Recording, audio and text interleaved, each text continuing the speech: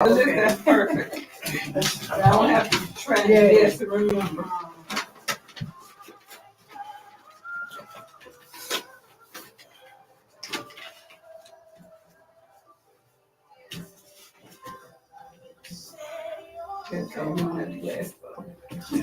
Yeah. But we could give them the workforce information right here. Okay. Okay. Y'all submitted the Orange Avenue Corridor and Transformation Plan in 2018. Yes. It's been 5 years since that project, since that process. There's been a lot of I mean, at the time that we met here the last time, we were trying to get funding for the project. Yeah. Yeah. We didn't Wow. have funding for the project. So since that time, we Okay. received funding for 2 phases. Okay, well, we're gonna talk about that on the air. We on the air now, but we on the air with our Hey, y'all. Facebook friends. Hey, good afternoon. and y'all go ahead on the tag and share. Listen, the reason I need y'all to go ahead on the tag and share is because you all are gonna hear some information that you want to tell your cousin, your uncle. You want to tell all of them because we're going to talk about some job opportunities. We're going to talk about some opportunities to really create a whole lifestyle change. So go ahead on tag share.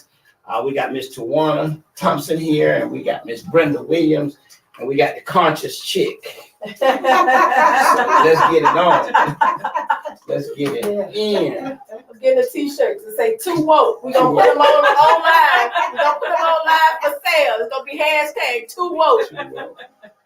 TOO. Not number 2. Yeah, so. Might want to get something that said woke up. Listen, okay. Woke up. Woke up. They, I've been told I'm too Hey, woke. I'm on it. There is no such thing. Probably are for some people. That is actually. Everybody. There's a lot of us who love it. Yeah. I so appreciate that. It's the love that see us through, ain't that right, community? It's the love that keep us here. Ain't that right, Greg James? That's why we're here for the love. Here for the love. Right. For the love. Oh boy. Yeah, I sure got some points. I'm gonna break up because I like one particular. Hey, I see you, Doc. Y'all not telling us what to do. Want to say good afternoon and once again, welcome to what I want to say, the hottest show on Hallelujah 95.3 FM. That's right, it's the Greg James Community Show, and guess who's in the studio? That's right, none other than the conscious chick herself. Christy Henry, how are you? Y'all is strong on me, y'all. He said, you better be here. So I came. Well, you know what I'm telling you, it's a good thing to know that you got strong arms, and it's a good thing to know that when you put it in work, But it people never respond. So certainly we're delighted to have her with us today. And you know what? Yes, This show today, I want to say, is historical because maybe 2 years ago, we were sitting right here, right? and we were talking. Why don't you introduce our guest? Well, I first of all, I want to go back to your historic point because I think as a radio host, and Greg, you've done this, it's important to keep following the story, Absolutely. right? We bring people in, they say they do, but we don't never follow up, right? And I think it's important as journalists because, even though we're personalities, we're still kind of function as documentarians, right? Absolutely. And so bringing those conversations back are so critical. And I think today is going to really emphasize why that's important. We have been having conversations about growth. Absolutely. We've been having conversations about the real picture of economic opportunity in our community And what it looks like. and what it is, right? Yeah, What that absolutely. actually looks like, and not like just talking about it in conceptual ways, right? Who's out there putting the talk with the walk? Absolutely.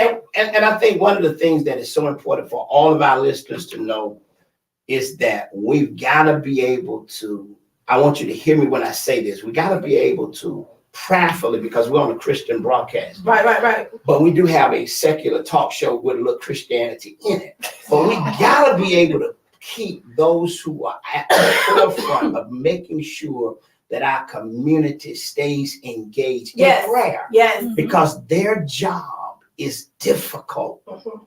I mean, to fight for minorities, to be a part of something that is taking place as huge as this. Well, to be a minority in In leadership of a so let's just y'all here. Hey y'all, how y'all doing? Y'all here. Listen, today I want to do two things as I introduce our guest. I am particularly proud because she and our other guest has been just particular sheroes for me as I watch us move in spaces, particularly in spaces that serve and impact the economic opportunity within our community. Absolutely. And so Ms. Brenda Williams, who's been with the Housing Authority, has it been 10 years yet? 11. It's been 11 years she's been with the Housing Authority, the executive director of Tallahassee's Housing Authority, which is the overseer of properties owned that serve our most vulnerable residents and citizens in our community. And those are those who usually make at or below 50% of what we call the Aryan median income. And when you talk about that, that's sexy right now, right? Because when area median income now is over $80,000. Mm-hmm. So we know that our people aren't making on a broad scale $80,000, and housing has gone up substantially. And so we are just pleased to have her here because she represents that entity that serves as a long-standing secure proprietor and facilitator of housing stability within our community. And Ms. Tawana Thompson is her ride or die.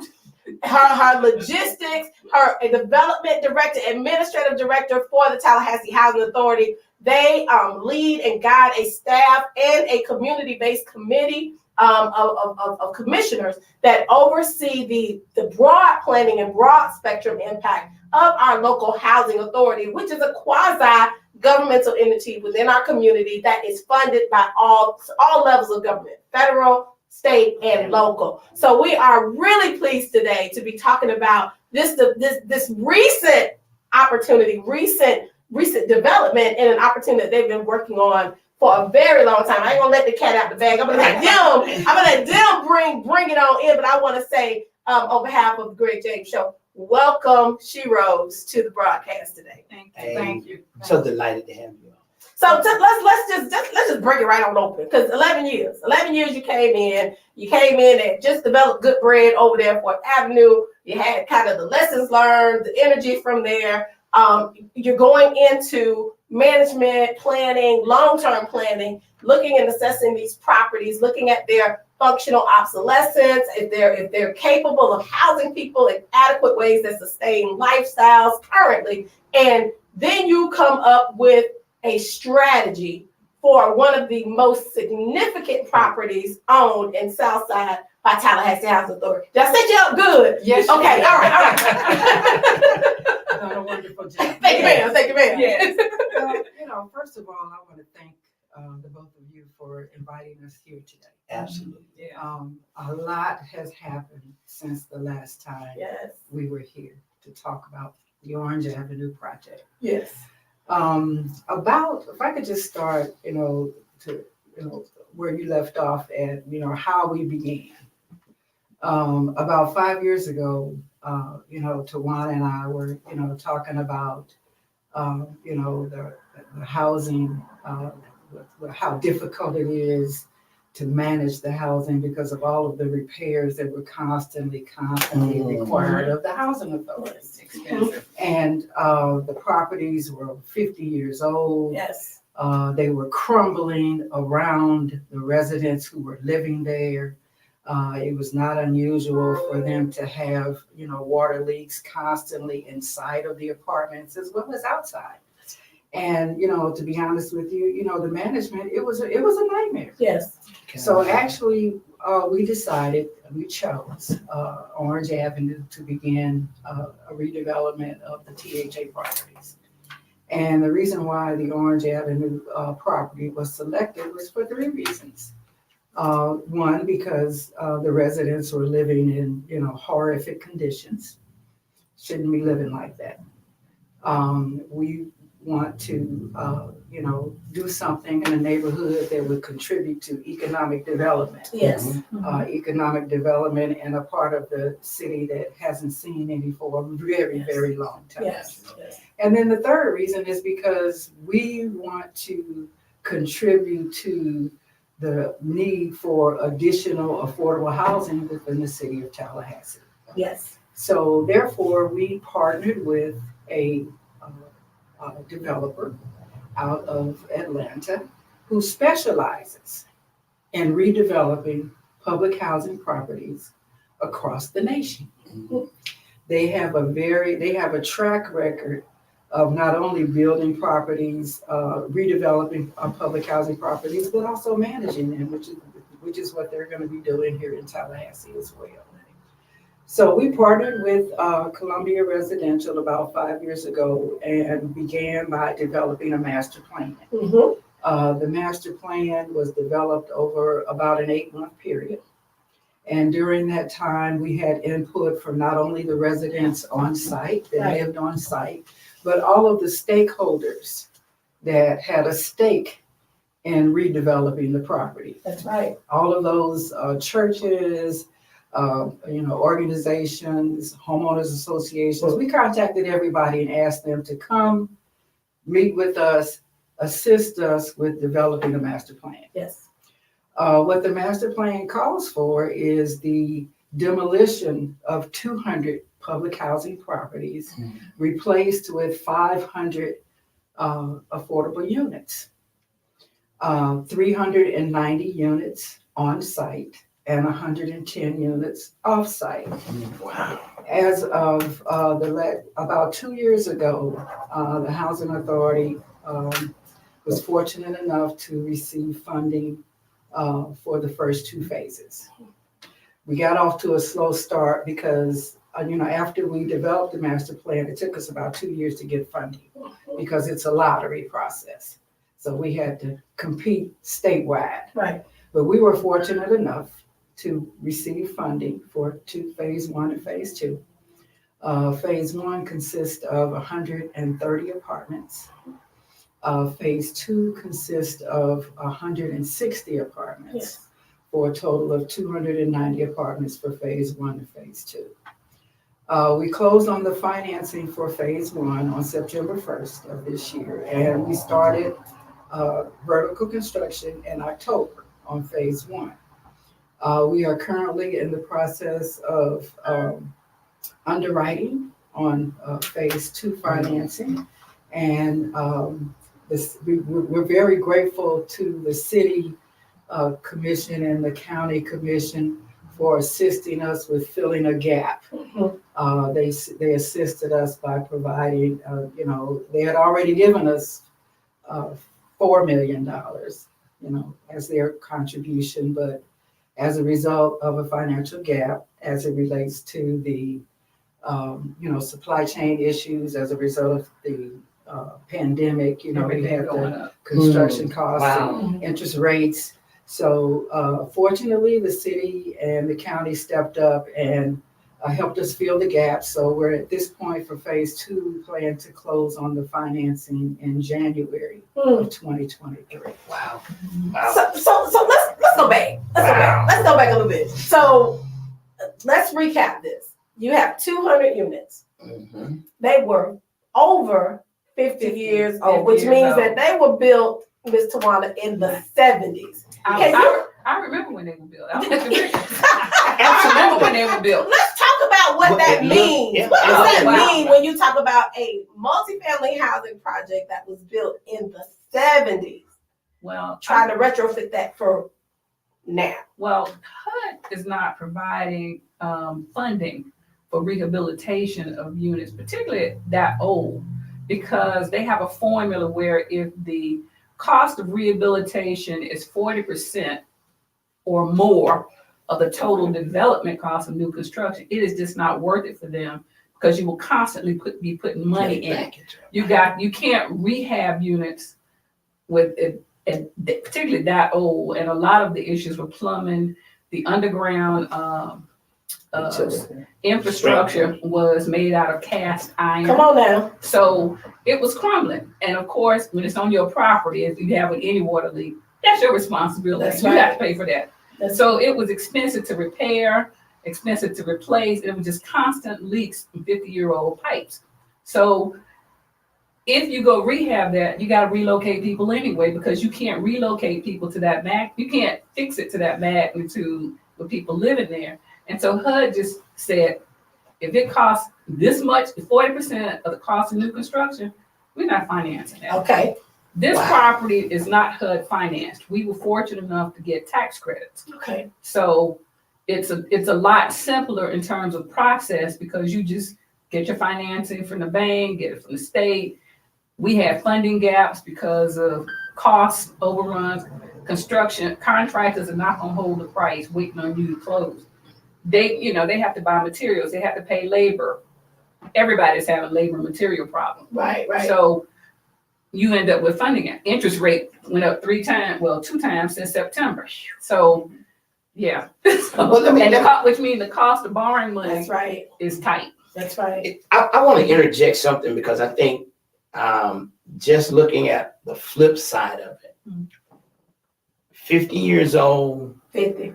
residents, some have been there for 15, 10 years, Or or even 30, longer, 40, 30 50, years, Or 50. or even 50 years. So now we got to do a transformation of mindset. Right. The staff from THA know how important it is to reconstruct new construction. The tenants are feeling comfortable with just fixing it. Mm. How did the transformation of mindset happen? Because it's hard for us to really see change Yeah. Yes. and embrace change. Let's Right. talk about that. Right. Because I need listeners to hear Yeah. just how much of a barrier you all had to face, just educating people on Mhm. the changes The need needed. for change. Okay? That's right. Well, let me tell you what we did. Okay. Particularly during the pandemic, Mm-hmm. we were in the midst of preparing our demolition application, and we're required to have resident input. So I would say for about a period of a year, Mm-hmm. we met with small groups of tenants at Orange Avenue, because we couldn't meet in big groups, it was a Right. pandemic. So we were meeting on almost a daily basis with 5 or 6 families at a time. And we were explaining to them the process. We explained to them the timeline. Right. And by the time we did get approval from HUD to demolish the property, most of the residents were comfortable Yes. with moving. Mhm. They had already gone out and found a place on their own before the demolition letter came from HUD, because they were waiting for it now. Mhm. I would get calls on my cell phone, my personal cell phone, on almost a daily basis. Ms. Williams, when am I going to get my voucher so that I can move? Mhm. What a lot of people don't realize is that many of the residents at Orange Avenue were already on the waiting list Yes. for a voucher. Okay. Right. Wow. So they were eager, and to be honest with you, the relocation went remarkably well. Wonderful. And the reason it went well was because the residents were ready to move. Yes. We issued 90-day notices for residents to move. And of course, we didn't expect everybody to move in 90 days. It was Right. never expected. Right. But when we issued the 90-day notice in July, residents were moving out in August. Mm. By January of that next year, which was 6 months later, over half of the residents had found a place Mhm. and moved out because they were ready to go. Right. And that's why I'm saying, the relocation went remarkably well, because not only were the residents ready to get out of there, they were tired of living in those conditions, Mm. and they wanted a voucher. Yes. They went out, they did not have a problem finding a unit. Yes. And this is a myth out there in the community, that the residents at Orange Avenue couldn't find a place to move Mhm. because they just couldn't, because there were no available units. which is not true. Most of our residents, or all of them, they had choices about where they wanted to live. So there was no shortage of affordable housing for the residents who relocated from Orange Avenue. That's a myth. Yeah, and those small group meetings were critical in changing the mindset because Absolutely. they were not rushed. They were pre-arranged. We made appointments with everybody. We answered anybody's questions. We put together a booklet that included the timeline, the process, what our next steps would be, what they could expect. And then we created like an email. They had additional questions after they email and they come directly to me. We provide them with a response. And so you could, they were just we were just open about providing information and where we were. And like Ms. Williams said, a lot of the calls, I want to get my voucher. When y'all finish, did they approve the application yet? I read something in the paper. They wanted their vouchers. And what HUD also did was provide tenant protection vouchers to make sure that all of our residents had the means to go live someplace and still have rent subsidy. Wow, that was And that's what the voucher does. And then another thing is that many of the residents who moved with the voucher, they're now paying less rent where they are now than with what they were paying when they were living over at Orange Avenue. Because they took care of them with the amounts that were given Right. in the vouchers, which were reflective of the market reality Exactly. of the rental market here locally. I want to say that again to y'all. All right. They were given enough to move what they needed to move, even within the context of the current rental market, which is Pretty high. pretty expensive in some regards. I want to go back to your statement earlier about the mandate for HUD in terms of the options that you basically had, which you didn't have any options really other than redevelopment, right? And I understand that, the going concern and campaign from HUD, in the late 90s, early 90s was to kind of build this sense of community within HUD apartment complexes, developing tenant associations, all that as an approach to decreasing crime, criminal activity, increasing quality of life within the context of public housing projects. That played a factor in some of the conversations that were forthcoming and some of the dissonance that kind of happened on the community, because people are connected because they've been there for 50 years, or their mama and their grandma and other folk who they've known. They're connected to that space. But talk a little bit about the role of public housing, period, within the context of community, so people will understand what it is and what it ain't. Just like 5 minutes. Yeah. Public housing is owned and operated by housing authorities. So there are some housing authorities who will get permission to contract it out, but generally it's owned by the housing authority. We're the landlord. Unlike Section 8, where it's a private market, you have private landlords. Public housing residents are selected from a wait list, just like Section 8. The difference is the public housing residents can earn up to 80% of the area median income. Okay. To be eligible. Section 8, it's 50% of the area median income to be eligible. And so what public housing is not the last housing of last resort that some people think that it is. Okay. We're the landlord and we have to operate like a landlord. We did have another option other than redevelopment. That was to do nothing. That wasn't really an option for us. Because it was expensive not to do anything, because HUD gives you a formula allocation for your monthly operating. And so you're supposed to get the difference from rents. And if you're serving low income people, you're not collecting that much rent to marry with what you get from HUD to be able to operate and pay bills and utilities and fix all these things. So doing nothing really for us was not an option. We can't raise the rent. We can't charge people more than, what 30% of their adjusted gross income. And so we had to do something. And oftentimes when people don't pay or whatever, and they say, oh, you putting them people out of public housing. Well, we have a wait list of thousands of people who are waiting to get in, who are not going to be, who are not looking to tear up places, not looking to do bad things and conduct criminal activity. We're landlords. Yes. And we operate like a landlord in public housing. And that's My 2 minutes. Wow. I mean, you know, I think that is so important because there are people who are listening to the show and they're being blessed by what they're hearing. Mhm. And I want to tell all of those who are listening, get your friends on, because in the next section of this conversation, we're going to talk about the job opportunities that's going to be made available. Those of you who are listening to the broadcast, call a friend, call a neighbor. It's a big job fair that's about to happen on the South Side. And believe it or not, you're talking about you can't find work. Well, we're going to let you know that opportunities are going to be available. Mhm. And so with that being said, let's move back into something, because I want to first of all say to you, Ms. Brendan, you, Mr. Warner, that the small group meetings to inform the residents about what was getting ready to transpire was so important. And I want to really commend you all, because you all did it during one of the most challenging times in the nation, Mhm. during the pandemic. You couldn't stop the work. Right. The wheels had started turning, so therefore you had to continue.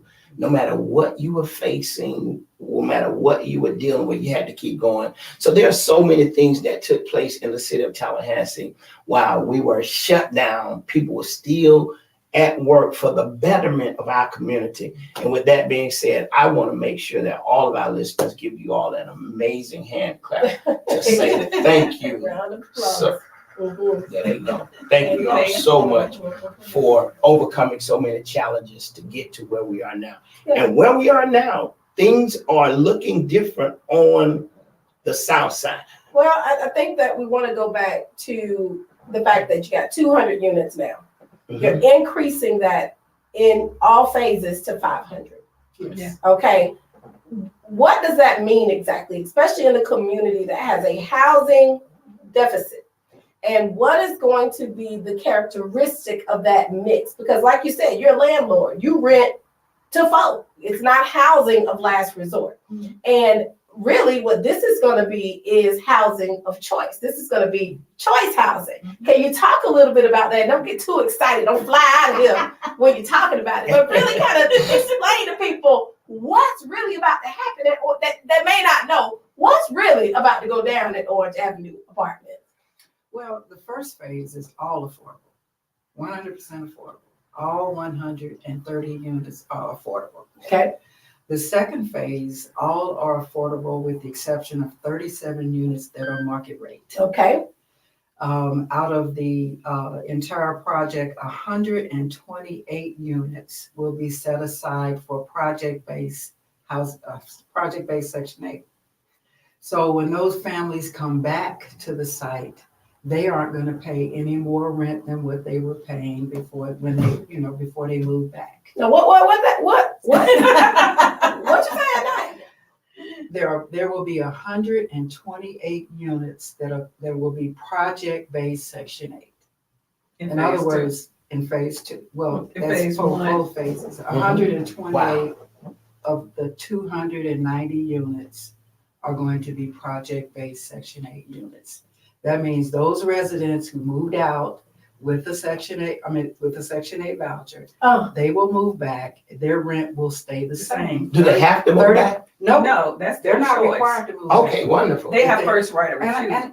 And a lot of them won't move back. They just won't come back because they're now out in the community. Mhm. They're closer to the schools that they want their children to go to. They may be close to family support that they need. They may be in a single family home someplace out here in the county that they don't want to move into an apartment complex. Right. So based on what happens when these types of transitions are made, from public housing to mixed income communities, normally about 10 to 15% of the families move back. But we're going to have a unit available for anyone that wants to come back. A unit will be available for them, but a lot of them are not going to want to come back. Right. Because of their own individual circumstances. Some of them move out of town, or they may just be living in neighborhoods that they prefer. Right. So And it's a choice for them at this Right. point. And they actually, if they move out of town with the voucher, we would continue to provide rental subsidy wherever they move in the continental United States and U.S. territories. I don't think people really understand the dynamic of being, I guess that's why you got longer wait lists, right? Because they know once you get in, you know, as long as you meet the requirements of the program, Mhm. you're in and that housing follows you. That housing Exactly. support follows you wherever you go. The other thing I want to make sure that we restate is that of all of the units that will be redeveloped as a part of this project, you will have market-based availability Right. for those units. They're gonna be beautiful apartments and people are gonna want to rent them. So it's gonna be Absolutely. people that'll be 100% of their immediate income could move into these They're correct. communities, Yes. right? Right. What Yes. what does that look like? Yeah. You know, what does that mean for the overall long-term value of the community? Let me just input this. Dara Jones says, working class people deserve choices too. Absolutely. Absolutely. That, you know, Yes. and I ain't gonna even go there with Daryl because I could do a whole soapbox. But I mean, but what does that mean? I mean, But you're also right, and he makes a good point. But think of it this way: we have a lot of state employees yes. Mhm. that are 50% of area median income. That's They are right. income eligible because we don't pay a livable wage. So, you know, you've got a lot of working people at 50, 80, 60, 100% of area median income. They can live here. That's right. And let's talk And about that regional. mix creates a great family dynamic so that you're not just concentrating low income people by themselves. You create the mix for families that's and it. children You know and what? households And community. That's It's it. community. and That's it. community. And, That's it. and it means something when a child leaves out of their apartment to go to school and they look across the street and they see a police officer going to work and they see That's a right. school teacher going to work. That's right. They're seeing role models Mhm. in the community That's right. that will help them achieve where they want to be. That's right. Right. And let's talk about it from a real estate perspective. Mhm. You are less than 3 miles radius from Southwood Right. and the public state employee complex over there. Right. So the regional accessibility and interest is there. Right. You have 4 new apartment complexes that are developed right along Blairstone, big ones, 2 over there in Southwood, 2 over there off Orange Avenue. We still don't have enough housing. You So- got one opening on the corner of Country Club and Magnolia. Opening up. Yeah, absolutely. I mean, so I think this is exciting because you are right. Working class people do deserve to have a place they can call home Mhm. that fits and it gives them dignity and space and place. But I want to say this as we transition.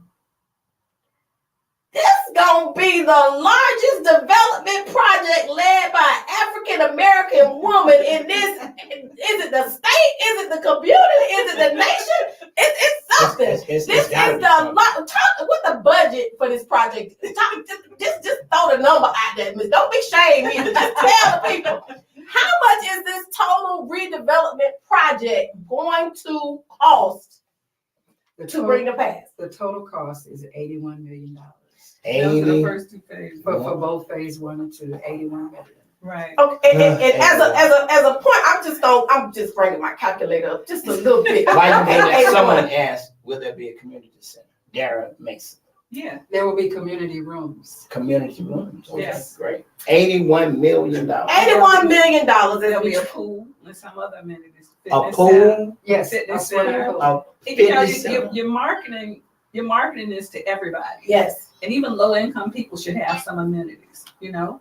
You want market rate people there, you want working people there, then you have to have things that makes, you know, what apartment complexes are now. That's right. You know, washers and dryers, those kind Wow. of things on site. And the site is going to be gated. Right. It's gonna be Gated. gated. Right. It's gonna be gated in South City. Gated in Well, South City. It's gonna be gated in South City. I may be moving. Y'all ain't ready for South Side. Listen, Gated. let me tell y'all something. Y'all say one more thing about South Side. It's gonna be me and you. Listen. No, I join you with that. Okay, thank you. Let me tell you. Let me go a little. That's why I wanted her to give the number because I think the next segment that you're gonna bring us into is gonna really bring some things. So y'all gonna call your relatives, tell them it's on the show, do the replay. We'll get your SoundCloud. $81 million. Of that $81 million, the Tallahassee Housing Authority has designated 45% of that money to go toward specifically minority and disadvantaged business inclusion in this development opportunity. Let me tell you how much that is. 45% of $81 million, brothers, sisters, uncles, cousins out there in the world is $36,450,000. Oh yeah, keep that clapping hand. What does that mean when I say 45%, $36,450,000 going specifically to address and give opportunity to minority and disadvantaged businesses in our community? What does that mean? I know what it means. Well, I want from y'all. Well, before they say what it means, I'm gonna say this to the ladies, and especially you, Miss Brenda, the director, and you, Sister Tawana, as the director of development and administration and support. Listen, what that means is for anyone who is building, anyone who is doing development, anyone who plans to come to Tallahassee to buy land and to build on that land, take a page from this project and know that when you develop the pie, you gotta cut slices where minorities don't get crumbs, but they get a slice of the pie. I want to say you all have made it known that 45% of this 81 million, which is going to be what, 36,450,000 for minorities. Now, let me type that in. To my minority friends who look like me, make sure you got everything you need in place. I know somebody probably gonna say that. The pastor shouldn't have said that, but make sure you got everything in place, because when people are at the table to make sure that there is a space in that pie for you, then you need to have everything you need in place. Not only do you need to have everything you need in place, but then you need to make sure you get with somebody to check to make sure that it's in place. So you all have just challenged everybody in this city and in this county when it comes to building development, that minorities are getting 45%. Listen, I'm gonna let them just take okay, let's talk about it. They need to bring this home for us today. We believe it is important. Yes. That anytime you build a project of this magnitude, that we need to keep funds within the community, as much as we can. We know we won't be able to do all of it, but as much money as we can keep in the community, and it, is where we want to be. And then I thank you for saying what you said. You come to the table, just we're going to work with you, but come prepared. And if you come prepared, I don't see why anybody couldn't work on this project if they're prepared. Wow. So let's talk about what's happening now. December the 3rd. Is it December 3rd? It's Saturday. Saturday. This is the segment that you want to get everybody on. We saved this for last. It's going to be short, but guess what? It's going to be impactful. We had to build up to all of this. Yes. All of the work that the leadership of Tallahassee Housing Authority has been doing under the direction of Brenda Williams, finding the funding, knowing that this would not get HUD funding, having the faith to trust a organization out of Atlanta who specializes in this, stepping out on faith, during the pandemic, doing all of this. It brings them to the point of an $81 million project to make sure that there is 45% set aside for minorities. This Saturday. This Saturday. What's happening? Well, we have a job fair. The job fair will occur at the site, 2017 Country Club Drive. We will be there taking applications for jobs for all of the trades, HVAC. Wow, wait, I gotta stop there. She said what she said. They will be there taking applications for all of the jobs. That's right. Not just some of them. All of them. All trades. So that would include the plumbing, the electric, the HVAC, the laborers, Drywall, drywall, painting. carpentry, painting. Roofing. So it is our hope that the people who live in the community, the surrounding neighborhoods, will come out and work with us on this project.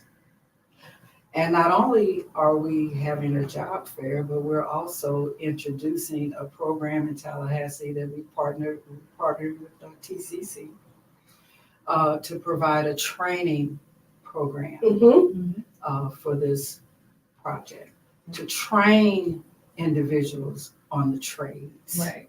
TCC will be doing the training and they will get on the job training. Wait. See, we gotta talk slow, cause there's some people in the back of the church, they playing, and I need them to put the fans up. I need them to put their cell phone up. I need them to listen. You have just said 2 phases of this job fair is happening. Not only are you offering an opportunity for a job, but you can get a skill through training while you're working, while you're getting paid, finish all of that certified. Yes. So just in case, I understand some of us, our RAM is slow. All right, we're not slow, but our RAM is slow. Yeah. All right. Go. So what she just said is and I know what you said. She said what she said. But She is going to have jobs hired for right now, electrical, HVAC, trades, plumbers, all the folk, right? Right now, you can go there, apply. They need you. You need to be there. All right.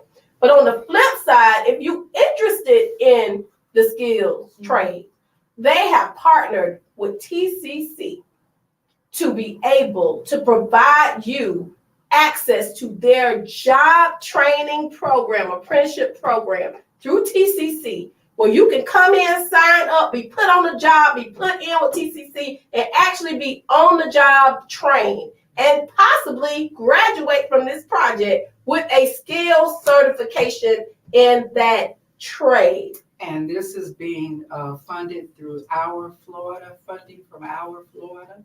Yeah, Rebuild Florida. Rebuild Florida. Right. So it's a grant from Rebuild It's a Florida. grant from Rebuild. That's paying for the training. Let me tell y'all something. The training will start in January. TCC is going to start the training in January, so that if you and it's targeted toward low-income persons that are at least 18 years old. They'll have recruiters on site. So if you're interested in learning one of these construction trades jobs that will lead you to a mid-level job, not entry-level, mid-level job, the TCC is going to have people on site as well to sign you up so that you can get some skills, get your certification, and move into permanent position. Okay, so Greg, let me just put that. Let me talk about this important. You come back. But we talked about this last week, right? Where the demand is going to be. Absolutely. In the next 20, 30 years in our area. Absolutely. And that is in the medical and in the construction skills trade space. Right. So basically what you're doing is you're bringing people in through apprenticeship and building their resume through the project. Right. So once they're done with the work here, they will be able to qualify and go for other work elsewhere. Right. Yes. Now, Or get hired by some of those subs that they work with. So I gotta say this because this young man, he just made a note. His name is Joshua Booker. Joshua is a young man who, part of our ministry, got out of prison with a life sentence, took a trade. And I'm saying this because I want to say to all of you who are trying to figure out what it is you want to do, you don't have to stand on the corner. Yes. You're smart enough Yes.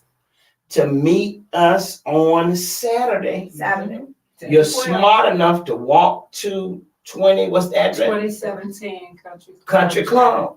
And you are now smart enough to understand that the opportunity to do better, have more, and to be able to move into your own business starts Saturday. It's in your own hands. It's in your own hands. Yeah. They have went to bat. Yep. Have you ever seen anybody say 45% of the total project? No, this is unprecedented. I mean, this you can't. I mean, no. 10%, maybe 20%, but 45% of this 81 million has been set aside for minorities. So don't talk about we can't find no work. There is going to be a plethora of work. The question is, are you committed? Because if you're committed, they've made it even better. They said, don't just work. Don't just get it paid, but get an internship while you're working through TCC. Finish that, graduate, and have a certification that you are now a certified plumber, and tell people that when you started, you knew nothing about it. You just had a desire to work.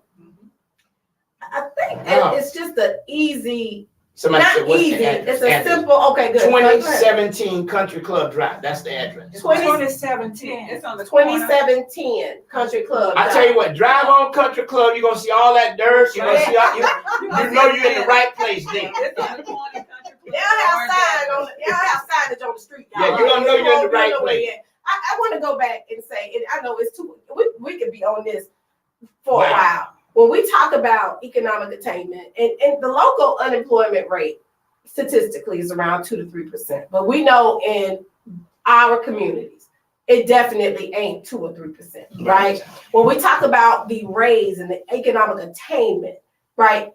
The skilled trades are clocking in almost immediately Absolutely. at 25 minimum, and that's low, right? All the way up to 80, some 150 an hour. Really, let's talk about this what's happening on Saturday and the economic gateway that is being created by this $80 million project specifically. I know we talked about it kind of in jest, but let's really say what this is going to do for this community when it's successful, because it will be successful. And for people that get hired through the job fair, or even people that sign up for training because they want to improve their skills, it kind of elevates their life. Yes. It elevates what they want for their family. Yes. Because it moves the needle as to what they could become once you have a skill. I remember my father making my brothers learn a trade. He said, because it may be machines who do your job, but when a man can do something with their hands, he can feed his family. This is a legitimate way for folks to elevate their skill set. Because once you get certified, it's like education, it's just something they can't take from you. Have mercy. And no matter where you go with that skill, you can use it. Right. So Saturday, starting at 10 a.m., 2710 Country Club Drive. It's at the corner Country Club and Orange Avenue. Country Club and You Orange looking through the Avenue. fence, we'll point you to the gate. Listen, Right. please, let's get the word out there. Let us make sure that we show up like a living army. Yeah. Get, I don't know who say this, Lottie Dottie and everybody. Everybody needs to be there. I mean, because what will be bad is that there's a set aside for 45%, and the minorities Don't take it, man. don't take it. That's right. That's right. what will be bad. That's what will hurt all of us. That's right. That we're fighting to get you at the table, to get you working, and then you don't show up for work. Right. That's what will be bad. And I know that won't happen. And OEV can provide them with assistance in getting their certifications and point them to SBA and wherever else they might need bonding capacity. I'm sure they can talk you through what you need to do. And now's a good time to get that done. Because while we started phase 1, we will start on phase 2, next year. Right. How long does this project last? Well, the first phase is scheduled to be completed at the end of January, at the end of 2024, December 2024. That's the first phase. The first phase. So you're going to be working for 2 years solid. No, 2023. It's 2023, I'm sorry. Yeah. Okay. About The 18 second months. phase, 2024. Okay. So First phase through 2023. we're talking about 3 years. 3 years of nonstop It's work. gonna be 3 2 or years. 3 Right. 3 years of nonstop work, ending up graduating certified. Yes. You don't want to miss. I've heard about a lot of job fairs. I've done job fairs for ex-felons, and I brought the employers there, and I said, you got to hire somebody today. But this job fair, not only are you going to get hired, but you're going to get trained and certified for free and get paid That's correct. at the same time. That's correct. Well, it really is equity in practice, because the thing that we can't get to when we talk about strategic equity initiatives, which is what this is, quite frankly, this is equity in practice. And when you are removing barriers intentionally, it's one thing to have a 45% goal and you just say, come to me, right? Come and get this opportunity. But It's another thing to be intentional about making sure those who come don't have barriers erected to the opportunity. And that is where this goes to the next level of viability. How many of your residents in THA have you been communicating this? We're communicating directly to them. they got an opportunity to We're come. communicating directly to them. I have their phone numbers. We're texting The them. text blast, email blast. We're doing radio ads through the end of the week. We're gonna have an on-site Remote. remote Yes. on-site on Saturday. So we're reaching out to all of our residents in public housing, and we hope that anyone that wants to work on this project will come forward. Yes. If you can't make it on Saturday, give me a call, send me an email, let me know, and I'll still get you in. Wow. Can we And send them on and there? that goes for anybody Okay. that can't make it on Saturday. Just contact me and let me know, look, I couldn't make it, but I'm interested in the program. Can Auntie come proxy for somebody? I'm just asking for a friend. I'm asking for an audience member. If I can't make it, that can Auntie come in my place? Stand proxy. Yes. Okay, single opportunity. All That's right. what I'm talking about. Here we But go. now, I mean, listen, this has been amazing. And certainly I want to say to those who listen to the broadcast, don't forget now, it's happening Saturday morning, 2710, Country Club Drive. It's a job fair. And, not only are we hearing about the lives that are being changed, but now we're hearing about an opportunity to change a whole generation. Mhm. Good point. Okay, and that's what's so important. And I want to say to the visionary and to the leader and to the executive director of Tallahassee Housing Authority, not only did you have the residents in mind, but you have the community in mind. Mhm. And when we're talking about work, when we talk about work opportunities, we're talking about something that is much needed. And these skilled jobs, your background does not stop you from getting that skill. Okay? I mean, there are so many men who I know have become That's correct. electricians. They own their own business. They're plumbers. They're painters with a background, but they went through the process of sitting in the classroom, learning. Now you can go through the process of being on the job, learning, On the job learning. and getting paid. And getting paid. While they were in school, they were paying to go to school to learn. Now, this opportunity, please, I want to challenge all of you pastors who are listening. Get your congregation out, get your members who are unemployed, get them out, fraternities, brotherhoods, whatever, whoever. Let's get the masses out on Saturday. Yes. Let's have so many people out that it becomes a news story that not only people interested in finding a place to live, people are serious about working. Let's put the myth to rest that minorities don't want to work. And there, women can get these jobs too. Women, okay, so I just was gonna say it's an opportunity as well, Yes. right, for women. Right. And I really want to kind of piggyback on what you're saying here, because the kind of intentionality that this project has exhibited is unprecedented.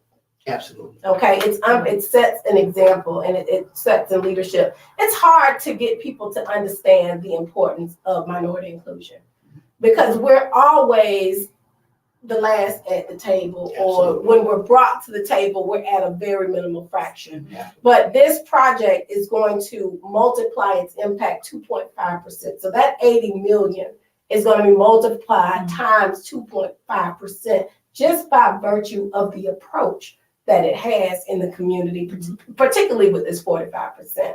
May we as a community respond to this benefit in a meaningful way. I know we will make sure we push the message on. And we only got a couple of minutes left, Pastor James. What moving forward, because this is the first project. I know you ain't even thinking about the next project. What would you hope happen around the newly renovated or redeveloped Orange Avenue Apartments? What would you see happening around there? I can talk to you about what I've seen happen in other communities. Okay. The economic impact is transformational Mhm. for a community Mhm. like the South City. It's transformational. Once the project is built, the economic development will automatically come Mhm. because you've got all of those households right there. They need services. That's They right. need Right. dry cleaning, they need restaurants, they need everything to make them comfortable in their community. Right. So you're gonna see the economic development blossom Mhm. Mhm. throughout the Southside community. And you're gonna see a connection between Southwood and FAMU. That whole section on Orange Avenue is gonna all be transformed. It's a major, business corridor, and it's major location for opportunities. You got, Lindy's Clothes and some of the other places are gone. This will be a huge impact because now you've got all these households that need services. Mm. You've got other things being built around it, project on the other end of Country Club. And then we'll be applying for funding for phase 3, Mhm. next summer. So we will do the east side of Country Club as well. Businesses are looking at that. Companies are looking at that. When they do their market studies and you see the traffic along Orange Avenue That's now, right. that's connected from Capitol Circle East to Capitol Circle West, there's a lot of opportunity for businesses, for growth, for services, and we'll have the households to support it. So we're talking about beyond construction. Beyond We're talking construction. about Mhm. opening up restaurants. We're talking about opening up service venues. This is transformational, but you better get in. Now, and there are people out there trying to buy up land and properties, because they see the opportunity coming. Well, listen, I tell you, I am so grateful to have. This was good. Yeah, this was absolutely good. And we always have more word than we have time, but this has been amazing to hear where we are with the project, to hear what's happening on Saturday. Just life-changing. For those of you who are listening, let me say this for the last time. This Saturday at 10 a.m., 2710 Country Club Drive. You want to make plans to get there. It's the largest job fair with a training component added to it, with TCC involved to make sure that the training is complete and the certification is given, and you're being paid while you work. You can't miss that. Certainly, we want to thank Ms. Brenda, Ms. Tawana. Thank you all so much for the hard work that you have been doing and the Yes. wonderful team that has been working with you all to make all of this happen. Final words. I'm so proud. I'm so proud. It's 3:00. I can get off here. I'm so proud. Let me tell you something, Pastor James. And I've talked to Ms. Brenda about this for years. When they did their community engagement process, 3 of the parents cornered me after the community engagement session, and they said, "Miss Christie, we got to go. We got to go because it's happening up there." Now this back in 2018. It was kind of real. All right. We got to go because the crime is coming to the community. The crime ain't coming from the community. I want to say that again. It happens all The the crime is coming to the community. The Right. crime ain't coming from the community. The True. South Side gets a bad rap because of the transientness of the crime to this community. I True. saying ain't stuff go on, Amen. but much of that stuff comes to To the the South community. Side. And this is going to bring dignity in place and space for those that are living within the context of the Orange Avenue apartments, that is in the context of the South City community, that is adjacent to all of the neighborhoods within Tallahassee South Side. So I am too proud to be looking at 2 sisters leading this effort, and we look forward to seeing the success of this in our community. Well, we heard it. I was hoping and praying that she would add one word and it started with a D, and y'all know who used that word. He's on here listening. He would have said, "I'm deliciously proud." Say that Hey, listen, again. It is. this has been the Great Change Community Show. What an amazing show this has been with Miss Brenda Williams, the director of the Tallahassee Housing Authority, Yes. and Mr. Warner Thompson, the Thank you. Development administrative support. Right. Mhm. Hey, it's been an amazing time. Listen, I want you to have a wonderful day.